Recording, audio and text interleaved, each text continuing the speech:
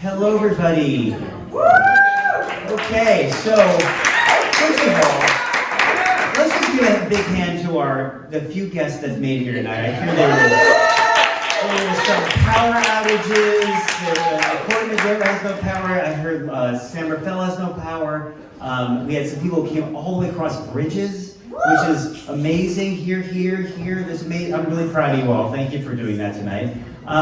So we are here at our seventh or eighth, seventh. Thank you, my mom right there, everybody. Just so you know, my mom's right here. Big hand.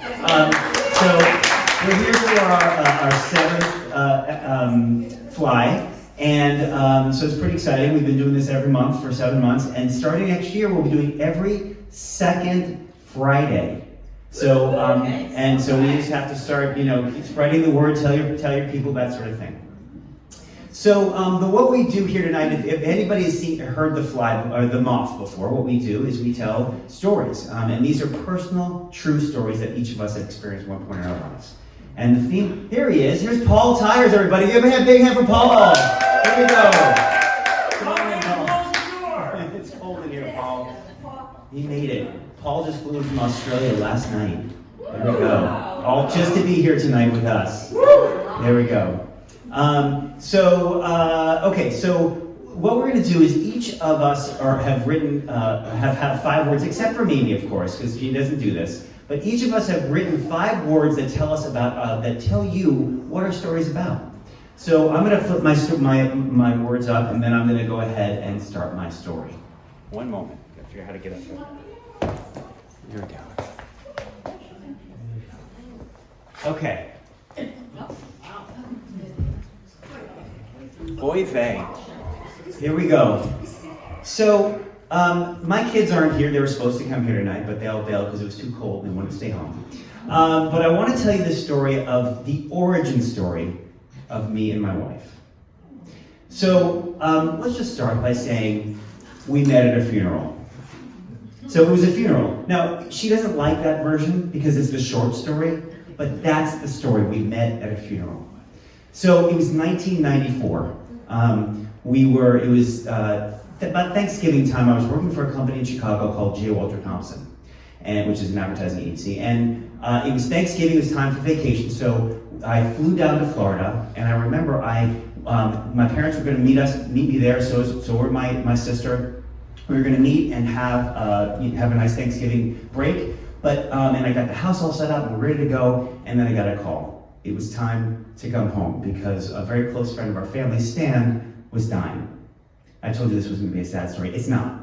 Well, it is a little bit. So he was dying. We had to come home, and so I quickly went back, and I remember I had to go back to the supermarket and return the food that I bought. And I got this is kind of weird. Can you hear me? Okay. Yeah, it's good. Okay. So I went and returned the food. I got on a plane. I started to fly home. At the same time, Justine was flying from England. So let me give you a little backstory. So Stan has a daughter named Lisa. Lisa is married to Russell. Russell's English. Russell and Lisa lived in London, and Lisa had to fly home to see her father. And Russell couldn't make it, so he wanted to send someone in the family, so he sent Justine. So Just and I both were flying back, and unfortunately, we didn't make it in time to say goodbye to Stan. But we got there, and instead of, so what we have in the Jewish tradition is we have what's called a Shiva. And that's a time when people sort of sit around and think about the person that they've lost, and reminisce and talk and laugh and that sort of thing. But Stan was part of a walking group with my father. And every week they would do a sort of a walk and talk about the sort of stories of the day. And so in memory of Stan, we decided to do some walks around a reservoir. And so this is where when all the adults were talking about, Stan and that sort of thing, Justine and I started to get to know each other. Now, for 2 hours on one day and 2 hours on the next day, we talked. And that was it. We had 4 hours together. And I remember when it was time to go, I said to my mom, she'll remember this, I said, I can't believe I didn't kiss her. Because I thought, oh my God, this is the one, right? I thought this girl was special. And I remember when she said to me, "Oh, did you ever?" Because she was living in England. She said, "Do you ever get to England?" And I said, "Yeah, I was thinking about doing a trip to England." And she said, "Oh, really?" I had no plans of going to England, but I thought, okay, this is a great thing. So she went home. I went home back to Chicago. I remember sitting in my office, and this is when I had my own office at J. Walter Thompson. I was really excited because I had first started there, and I had my own huge office. And it was private, so I could close the door and make long-distance phone calls to Justine. So for the next month, I made calls. We spoke almost every day on the phone. And she, later in the conversation, she said to me, "So, are you still planning on coming to England?" And I said, "Oh yeah, I'm totally planning on coming in January." I had no plan on coming in January. But then I thought, okay, this is perfect. I will go. This is great. I'm going to make it happen. So I bought tickets, and I made a plan to go in January. And I booked my flight, and I got on the plane, and I thought to myself, okay, this is special, all right? This is not going to be some long-distance booty call. I am not just going to go there to get some. I'm going to go there to meet this woman and get to know her. Because she was this funky, cool English woman. She was kind of hippie with like this weird haircut. She had done all this cool travel. She listened to this really cool music. She was different. It was like so exciting. And I'm always a big English Anglophile. I love the whole the English accent. I love definitely not the food, but I love everything about England. Monty Python, and and the accent and everything else. And I thought this was great. Okay, again, so I'm gonna go. So I get on the plane. I'm flying there. I get all the way to her door. The cab driver drops me off, and just before I got into the cab, I said, okay, not a booty call. I am just gonna go there. We're gonna get to know each other. We get in there. She opens up the door, and I say to her. She says to me, "So what's your plan while you're here?" And I said, "I'm here to see you." So, thank you, the two people out there. She said, "Great," and we had the most amazing weekend. Now, we've been married for 24 years. If you do the math, we've known each other 30 years. It took a little bit of time for us to figure it all out, but we made it happen. And I'll tell you, I checked a lot of boxes when I got there. I mean, we had, first of all, sweet wine by me, check, right? Amazing weekend with her, sitting there listening to music over candlelight, check. Going to her brother's cool apartment in downtown London, check. And despite my best interests, my best efforts, booty call, check. All right, that's my story. Thank you so much. Okay, before we go on, I want to do one thing. All right. I asked everybody to write down their leaps of faith. Let's just see what we got here. My leap of faith: having a baby at 26 years after my first child. 26 years after my first child. Wow, amazing. My leap of faith: switching careers. Leap of faith: deciding to have a child as a single parent. That's amazing. We're going to read some more in a little bit. So I'm going to have our second storyteller come up here, and that, my friends, is Eric Peterson. Let's give him a big hand. Eric Peterson.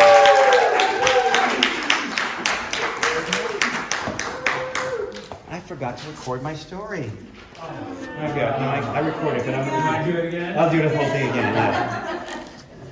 Let's just have you, Eric. Hold on a second. I'll give you this.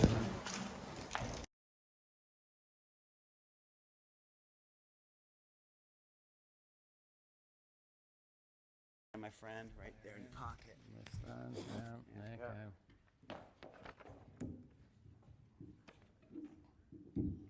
Does this work?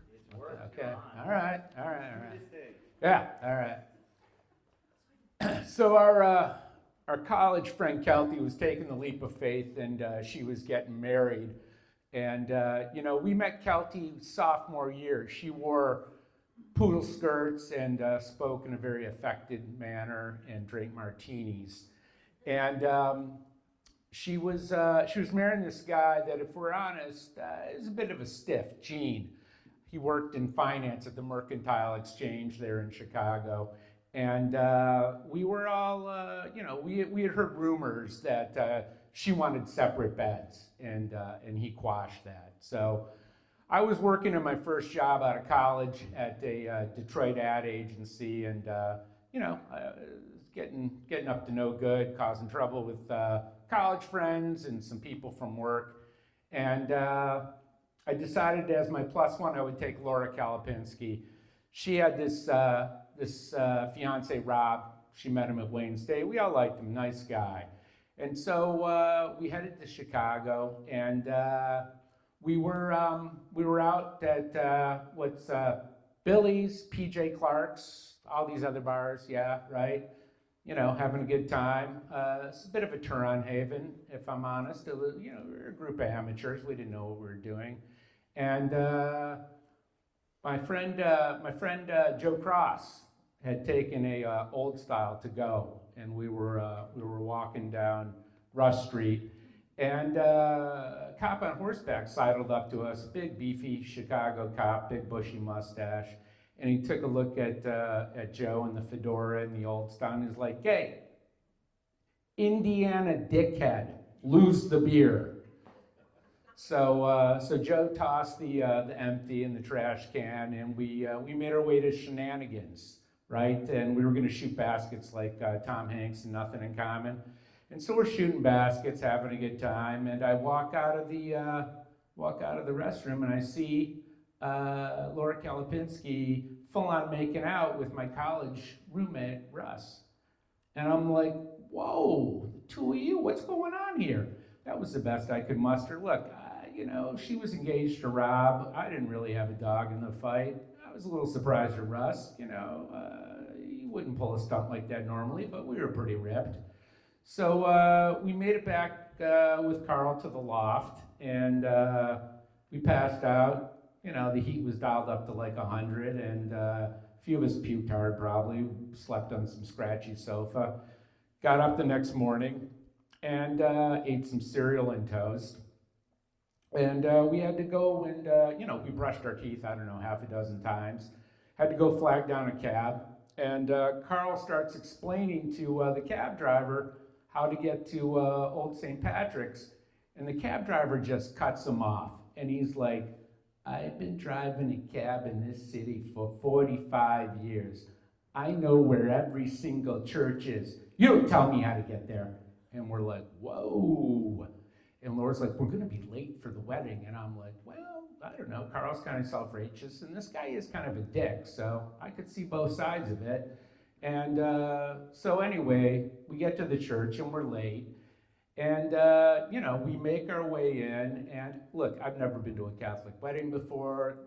There's all sorts of things going on here. First thing I see is there's a little flip-down bench for your knees to kneel on. I'm like, thank God, because my head is spinning. I'm dehydrated. I don't know where I am. And so we're doing that. People are doing a lot of this business that you see on TV and crossing themselves, whatever. I'm like, okay. And so we all get up and start making our way up to the front. And Laura's in my ear. She's like, stage whispering. What are you doing? What are you doing? And I'm like, I don't know, you know, whatever. Everybody's going up to the front. And she's like, "You're not supposed to be doing this." And I'm like, "Oh, really? Oh, like you weren't supposed to be making out with Russ." And I'm playing the victim, sure, but I got nothing better to do. And so we get up to the front, and I see people put their hands out. I put my hand out, and she's like, "Oh my God, you're Jewish. I'm gonna tell my mother about this." And I'm like, "What? We're allowed to have some too."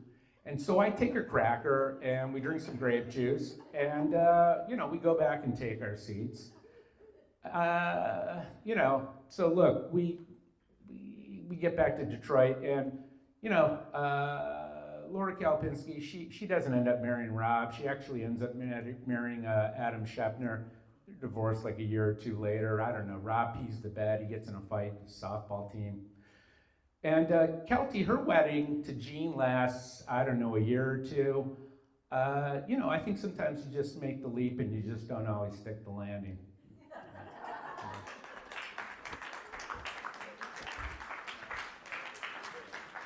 All right, cool, thank you.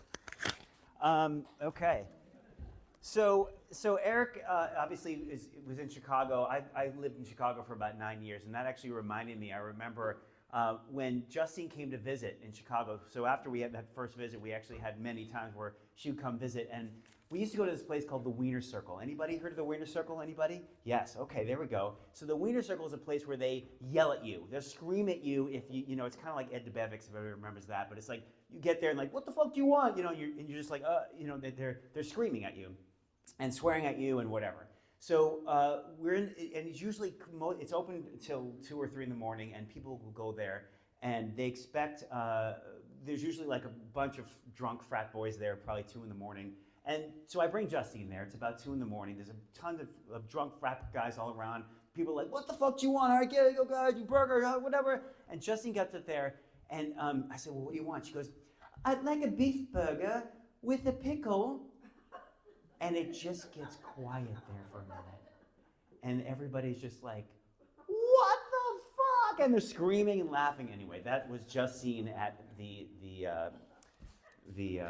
Wiener Circle.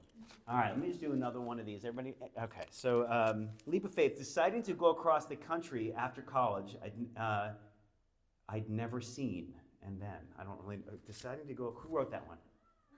Okay, can you explain what? Let's have you explain. Yeah. In this day and age, when we go visit every single college that our children want to see, I went to a college that I'd never seen. Oh, okay. I went to a school that I'd never set foot in. Okay, yeah. So that was my leap of faith. Okay, good, excellent. That's Lauren, everybody, Lauren. So, yeah, we're in the process right now of helping our daughter get to schools, and she just got into one. She got into Chapman. We're all very excited. Yes, she just heard, but there's like 20 schools, and we're visiting all of them, and it's painful. All right, let's have Mimi come up. Now, Mimi's going to tell a story, and Mimi's well, I'm just going to let Mimi. We have no words for Mimi because there are no words. There's no words for Mimi. Big hand for Mimi.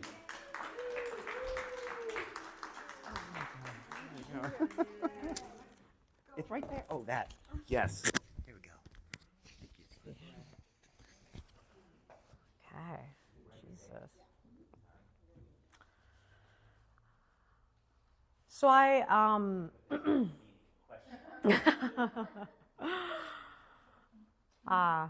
typically tell rather silly adventure stories, but this prompt of leap of faith really got me digging deep. So you're in for the ride. I had been in Boise 9 months, and Boise is a small city. I mean, it's tiny.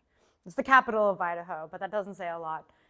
And there's like 4 streets, and I'd probably been on that road that I was traveling on, I don't know, 100 times more. But for whatever reason, on that day, I saw the billboard, and the billboard was literally talking to me. 10 years prior, I'd met someone on OkCupid. It was this whirlwind dream of a romance. It was dancing in the rain. It was the campouts under the stars.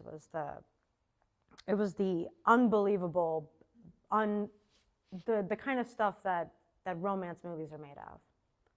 And it also had all the tragedies, the cheating, the stealing, the lying. We'd probably broken up more than 10 times and gotten back together equally as many. We got married, then we even got divorced. At that point in the story, we were re-engaged. We had put all the eggs in the basket. We'd actually bought a house in Idaho with the help of her dad. So now the two of us, totally isolated in this tiny city, we're sitting in a spot where everything was much more quiet. All the decisions felt so much more finite. And things weren't going well. And that's the hardest part about hope. You know, it can be both the best part of something and sometimes a really tragic spot that'll keep you somewhere for maybe too long. And my sisters had come out to visit. We had done this weekend trip to Utah, get out of Idaho, see the world. And we came back and they kind of got to see what I'd been living in, you know, and I don't like sharing too much of the details with my younger siblings. I'd always kind of been the oldest sibling, the one that kind of held the torch, the first to leave after college, the one that took care of them in the house. So my stories were very kind of vague when I would be telling them what things look like in Idaho. But now they saw it. They saw it with their own eyes. And my younger sister, whom I kindly term Beyonce, looked at me and said, "You can go anywhere you want, but you can't stay here." And I knew that she meant more than just, I couldn't just stay in Boise. She was telling me this had to be the final. And that's hard. I didn't know if I even wanted that or if I could even do it. This relationship was the kind of relationship where you couldn't live with him and I couldn't live without him. I was addicted. I was addicted to the highs and the lows. I didn't know how to get out. I honestly thought I had gotten out. I divorced this person and I got back together. I wasn't really sure what to do. And then I saw that billboard and it said, "If not now, when?" And it felt like it was talking to me. I'd been driving on the road. My sisters had rented this Airbnb for 2 weeks and then they had to go back to their lives. And they were like, "We're just wishing you luck. We know you can do this." So I mustered up every ounce of strength I had in me. I packed up as many things as I could into my little Subaru Impreza, and I took off. I didn't know where I was going to go. I mean, I had a first pit stop in Michigan with a friend, and I didn't have a job. I didn't have anything. The best word to describe was that I felt untethered. I had been either with this person or wanting to get back with them for 11 years of my life, from 30 to 41. I mean, that's such an important part of like an idea. I didn't even know who I was without this person. And things I have found that when you kind of take that leap into the abyss and you let go of the side of the pool, things start opening up. I got a phone call from my landlord in Marin County, the person who I'd been renting from before I'd moved to Idaho, who called me and said, "The person who took your spot is moving to Germany and wants to leave all of their really nice belongings. Would you like to move back?" I'm a firm believer that sometimes it's really difficult to let go, but on the other side of it, that's the best part.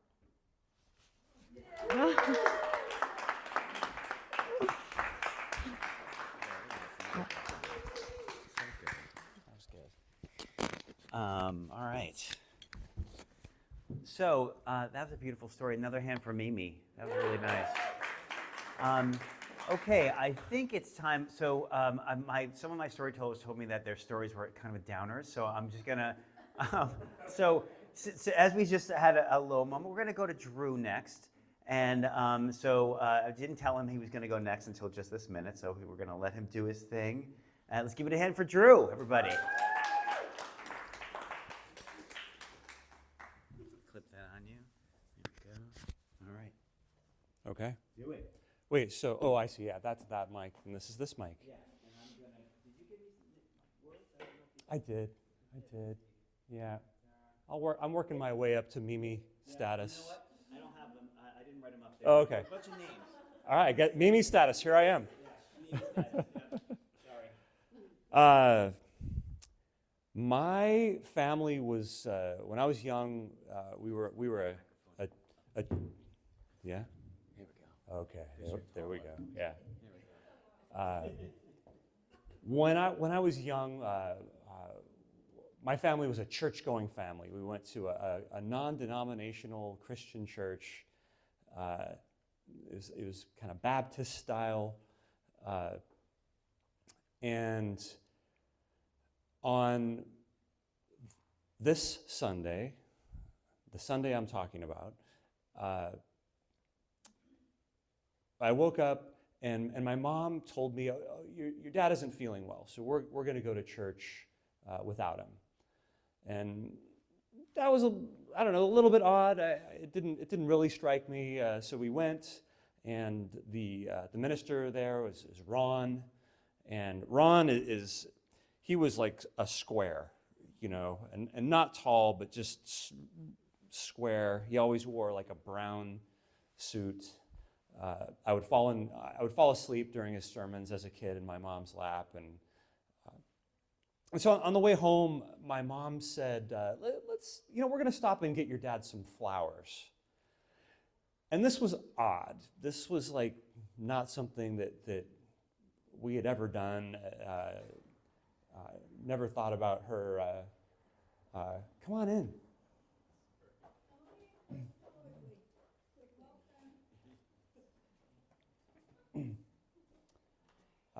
So the quick recap: church.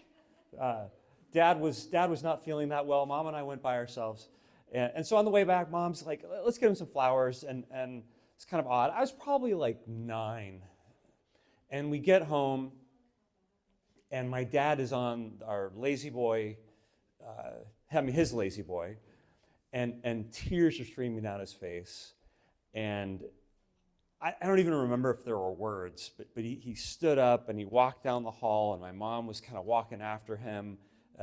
Again, you know, 9-year-old me, and he got in the car and he drove away, and that was how my parents split up, you know. And I remember standing in the doorway of the garage as he got in our tan Chrysler LeBaron, and he drove away. And for years,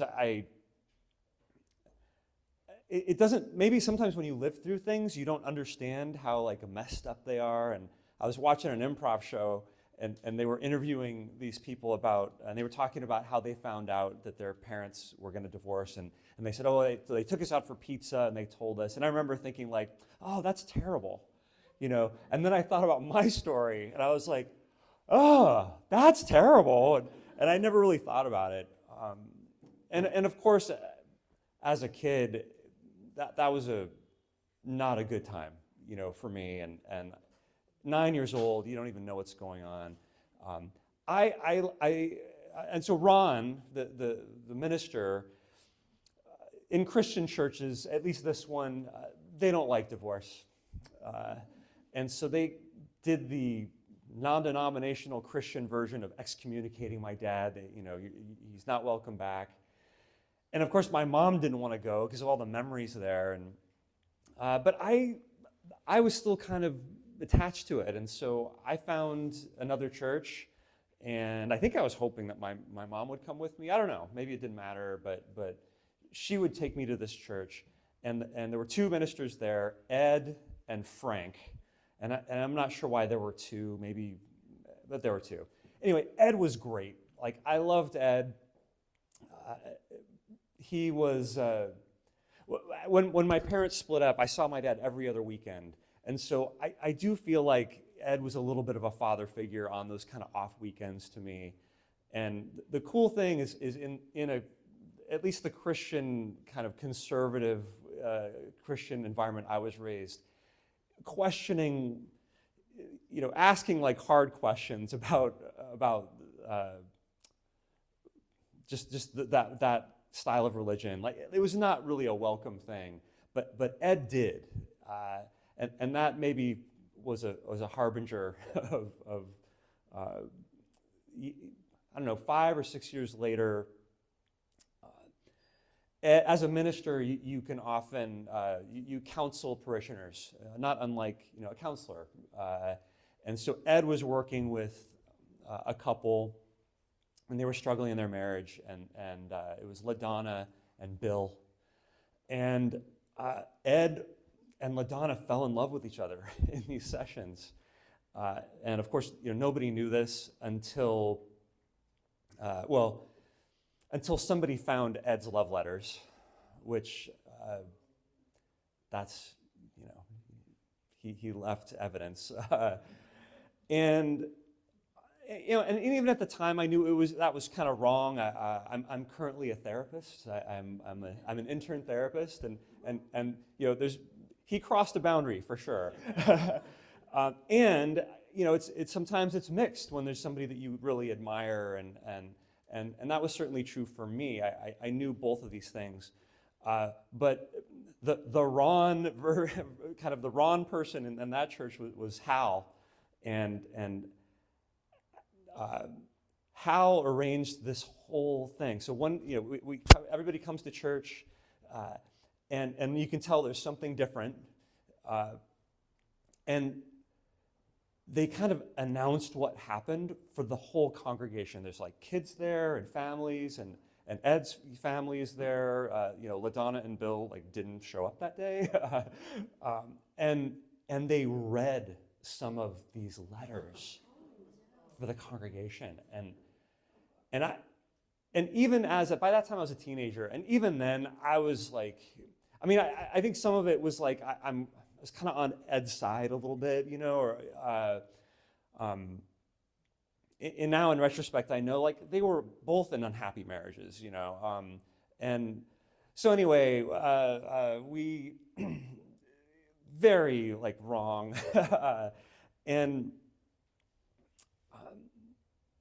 looking back on it, because a lot of the things that you can't understand things. Like when my dad left, a 9-year-old, you can only understand things at a certain level. And then even in high school, you don't understand. But looking back now, I just think about Ron and Hal, and they were unforgiving in a church, in a religion that was all about forgiveness, and certainly people have to be held accountable at times, and but it just felt like it was so vindictive, and so it led, I think, to me leaping away from faith, at least kind of that Christian conservative faith, but I realized that as a counselor, I'm ready to make leaps of faith, with these people that I'm working with, and I have so much hope, for who I am seeing. I've got 80 hours of direct working with clients. I'm new to it, but I feel like I'm doing the right thing, and looking back at Hal and Ron, I would have regarded them, I think, with hope too, if I could have spoken to them as an adult back then. So, thanks.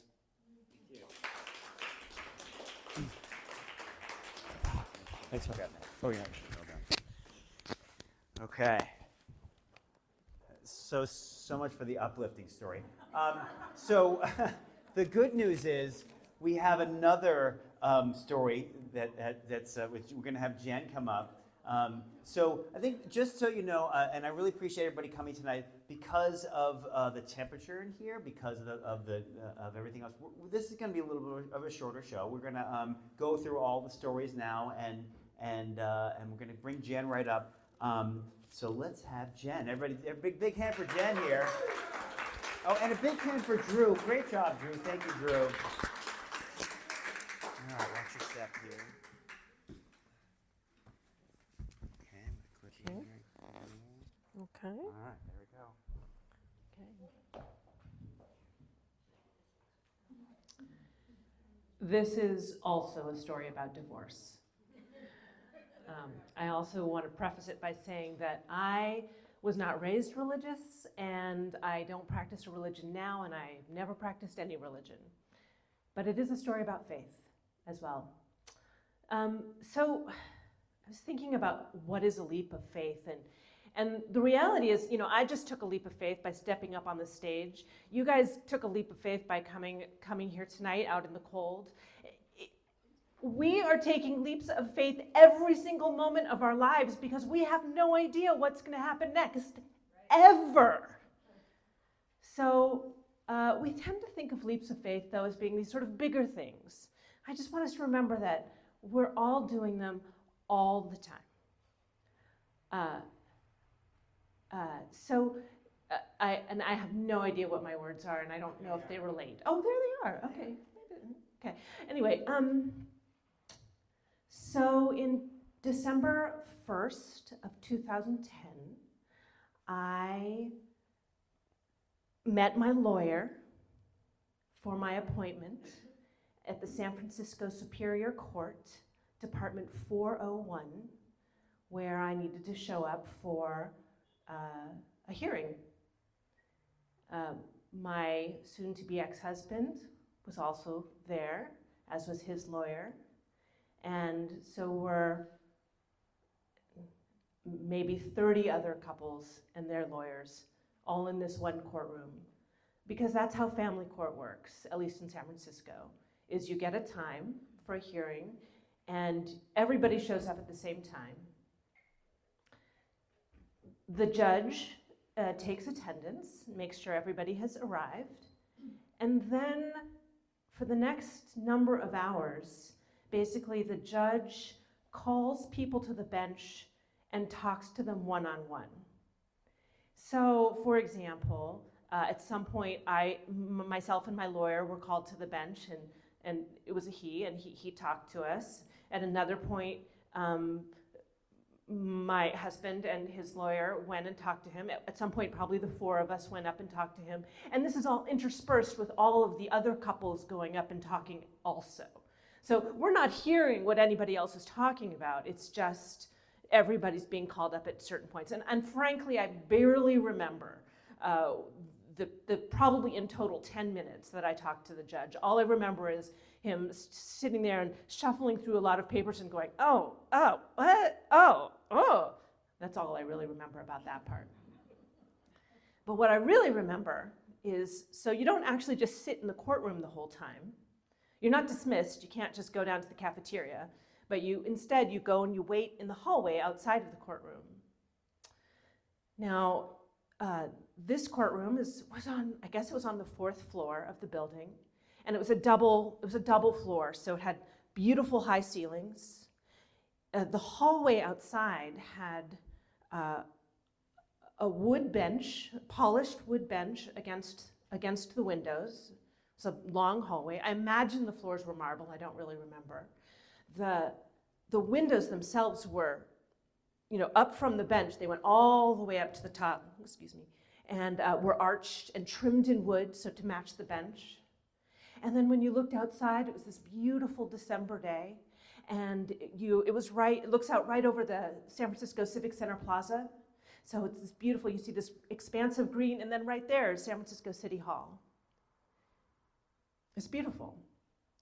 And this hallway is filled with the most unhappy people you will find anywhere on the planet. Because we are all there because we cannot come to an agreement with this person that we loved about what comes next. And to be clear, in California, financially, there's a really specific formula to follow. So if you're needing to divide up assets, I'm sure there's plenty of complications. But basically, if you're needing to divide up assets, it's very straightforward. In other words, you don't end up in that room because you're fighting over money. You end up in that room because you're fighting over children. You are there. We were there because we could not come to an agreement about the custody of our children. My daughter was 4 at the time. My son was 7.5. And we had tried. We tried talking in person. I'm sure we tried talking with a therapist. We tried with the court-appointed mediator, which also is California law. You have to do that before you even get the hearing. And each time we had come up blank, come up in disagreement.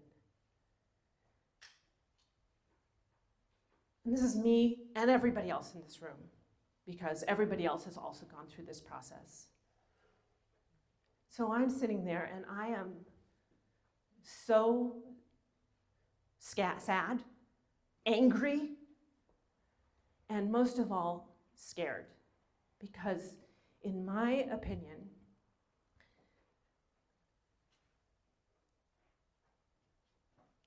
I just see a world where only bad things can happen to my children. I am terrified that things are not going to go the way that I think they should. And if they go the way I don't think they should, that my children will not be safe. So the morning progresses. At the beginning of the morning, the room is very full, the hallway is very full. People are sitting all over the place. People are sitting on the ground. They're talking to their lawyers. They're looking through papers. People are going in and out of the courtroom. But as the hours go on, people get dismissed. And we didn't get dismissed. We just kept waiting. And soon it was about to be lunchtime, and we didn't know if we were going to get, have to come back after lunch, because we knew the judge would take lunch. So there were still people in the hallway, but it had definitely emptied out. And the people who remained were people like us who, for whatever reason, we had the complicated cases. I don't know what made ours more complicated, but we were there for 3-4 hours at that point. And so I'm sitting there on the bench, and I'm sort of at one end of the hallway, and the main door, not to the courtroom, but to the rest of the buildings, down at the other end of the hallway. And a woman appears in the doorway, and she's 8 feet tall. Her feet are not touching the ground. She's wearing the blue robes of Mary, and she's glowing. And I know she's not real. I know that she's not there. I'm not actually hallucinating even. I'm not on drugs. I'm not nothing. But she is there. And she starts to move down the hall. And as she moves down the hall, a part of her sort of splits off as she comes across each sort of grouping or figure, and just goes and sits with that person. And as she stops, as I see that happen, as I'll use the word angel, as an angel sits by those people, that person, I can feel my shoulders start to drop, and I can start to feel some compassion for all the other people in the room. And she moves down the hall, and she moves down the hall some more, and she gets to my husband, who is the person that I am most angry with. He is almost the person I'm most angry with in the world at that time, and who I hate and despise and am so afraid of, and all of these things at that time. And as she sits with him, I can remember that, oh, this is actually somebody that I have loved and loved a lot. And this is actually somebody who also believes to the depths of his being that our children's safety is at stake, and who also wants to protect our children and just has different ideas about how that should go. And then she moves further down the hall. She gets to my husband's lawyer, who is the person I hate the most in the world at that time. She sits with the lawyer. I'm able to think, okay, all right, lawyer, just doing a job, okay. And then she keeps moving down, and she gets to me. And I feel her sit beside me. And I put my head on her shoulder, and my shoulders drop. And I can feel the love and the support and all of her light just flooding into me.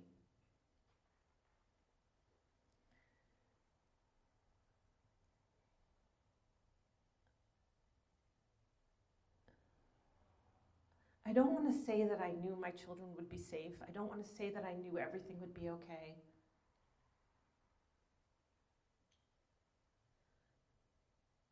I guess I just want to say that I knew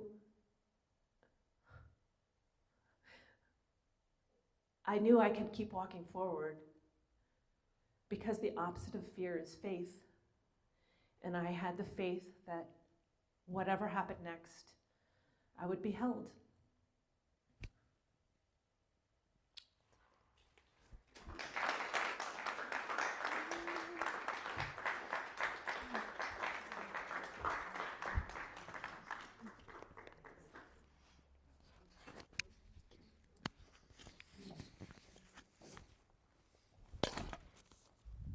How do you follow that? Beautiful story, Jen. Thank you. Big hand for Jen.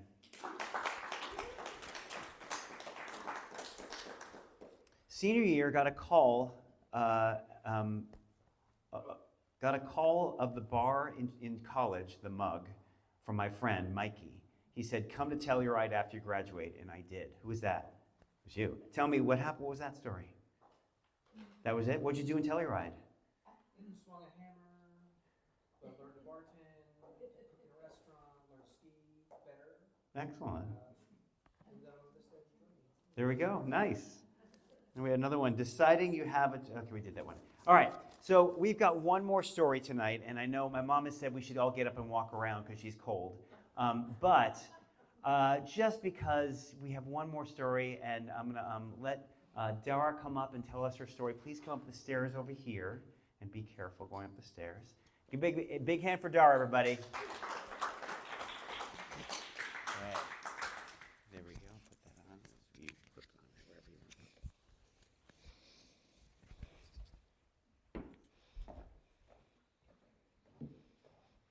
Oh, yeah.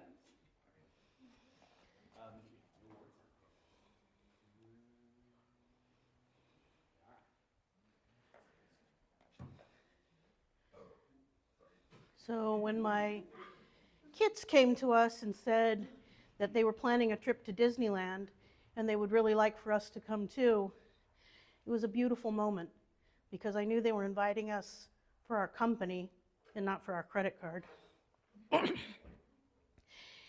And so it was really hard to tell them that we couldn't because we couldn't afford it. We had a remodeling project and we were still paying ourselves back, and we just didn't feel like we should spend money on a vacation.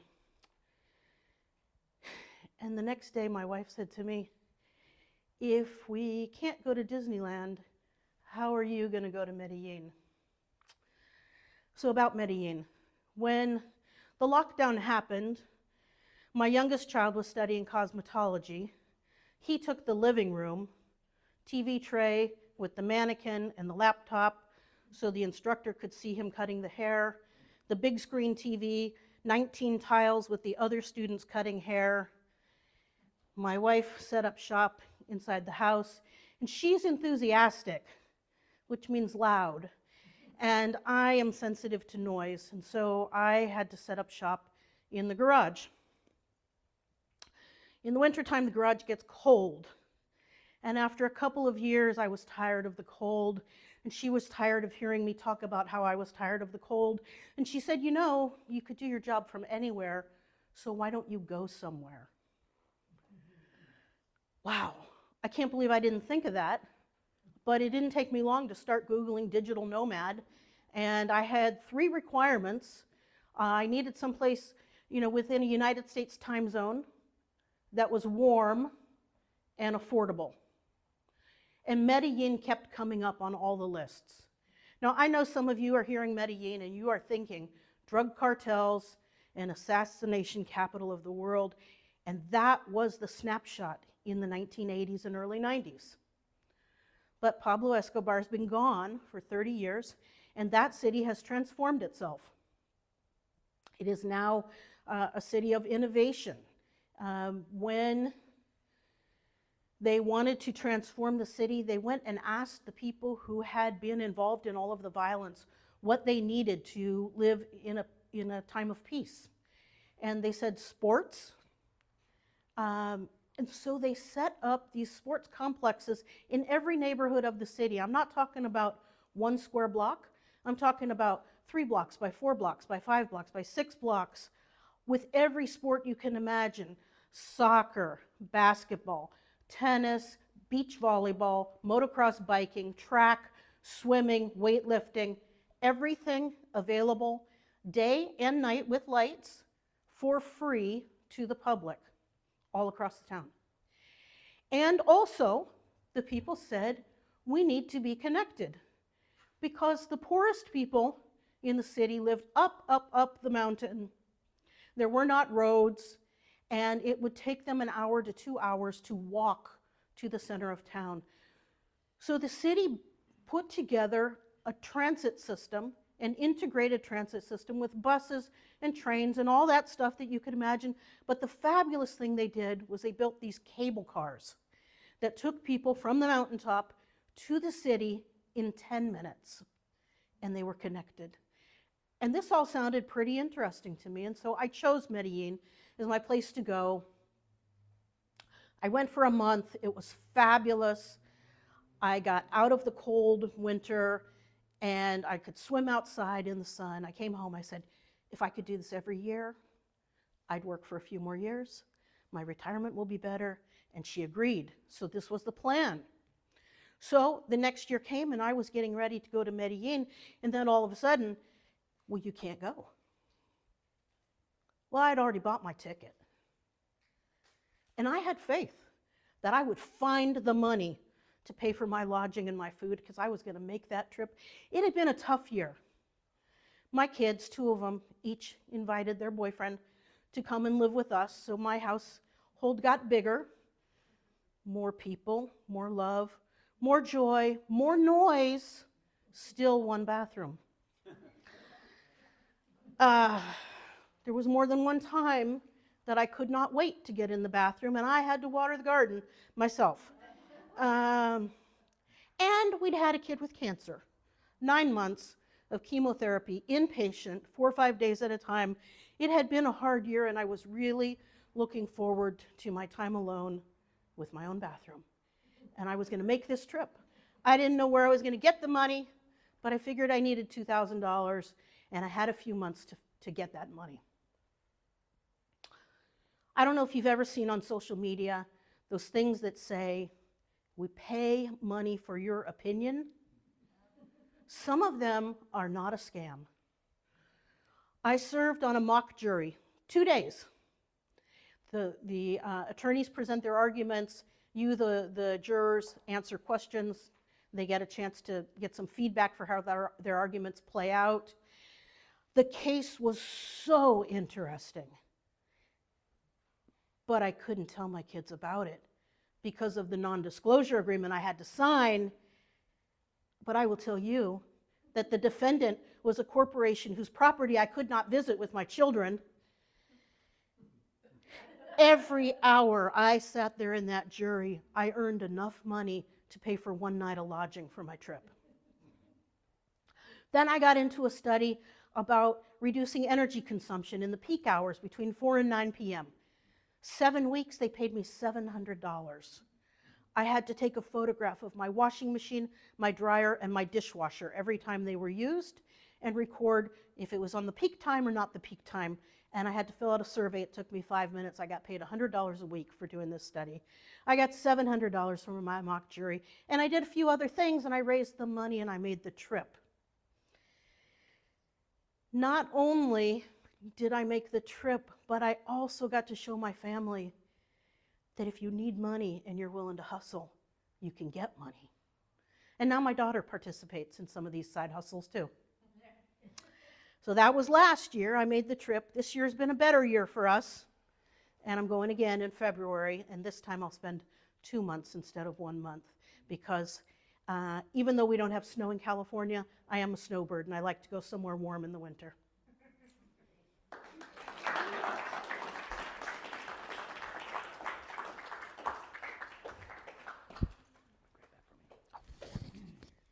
Okay.